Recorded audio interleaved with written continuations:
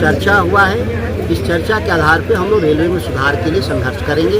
Parliament के भीतर भी अधिकारियों से पत्र लिखकर और मिलकर। यहाँ बालू माफिया, शराब माफिया के संरक्षण के लिए, उनके स्वागत के लिए, उनके बचाव के लिए बिहार की पुलिस काम करती है, यहाँ किसानों की रक्षा के लिए नहीं। और नीतीश कुमार के राज में जो सांसदों को गाली देते हैं दरोगा, और उसको हटाने में सरकार को 10 दिन लगता है। अरे ऐसा भ्रष्ट आदमी जो एक कॉलेज की कमेटी का अध्यक्ष होता था तो 55 लाख गबन कर लिया।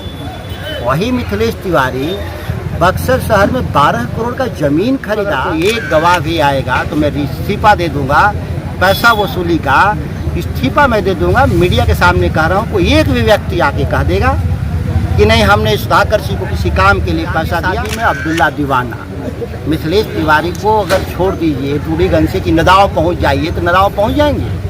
उनको मालूम है कि नदाव कहाँ है, कहाँ नहीं। बदहाली देखना हो तो बक्सर लोकसभा के स्टेशनों को आप देखेंगे तो बदहाली का स्वरूप दिखेगा। न यात्रियों को उठने बैठने का जगह है, न शौचालय की व्यवस्था है, न ट्रेनों का ठहराव का व्यवस्था है। तो ये विकट समस्या का समाधान के लिए सभी रेल यात्री आरा से लेकर के जमानिया तक के लोग आए थे, और उन लोगों से जो चर्चा हुआ है, इस चर्चा के आधार पे हम लोग रेलवे में सुधार के लिए संघर्ष करेंगे।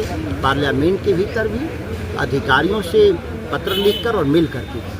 अच्छा, एक समस्या आया है नवानगर के रामपुर में गधे की मौत के बाद 65 ग्रामीणों पर बिजली विभाग ने केस कर दिया है। तो नीतीश कुमार से आप क्या उम्मीद करते हैं, इससे ज़्यादा ना उम्मीद करें।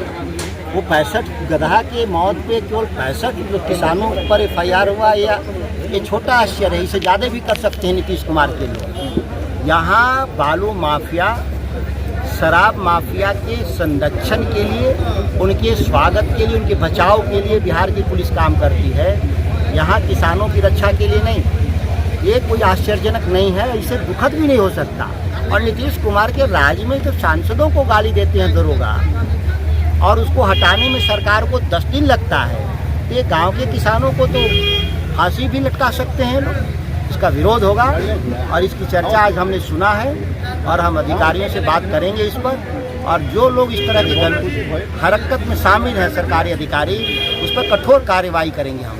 अच्छा, मिथिलेश तिवारी का एक हाल ही में एक बयान आया है। उन्होंने कहा कि महागठबंधन के जो जनप्रतिनिधि बक्सर में मौजूद हैं, वो जो है अधिकारियों से अपने पॉकेट की लड़ाई लड़ते हैं, और उनका हफ्ता वसूली मैं बंद कराऊंगा।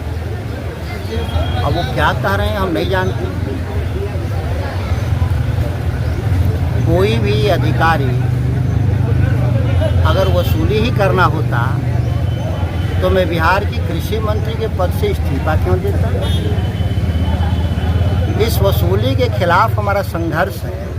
और मिथिलेश तिवारी जैसा भ्रष्ट आदमी जो एक कॉलेज की कमेटी का अध्यक्ष होता था तो 55 लाख गबन कर लिया।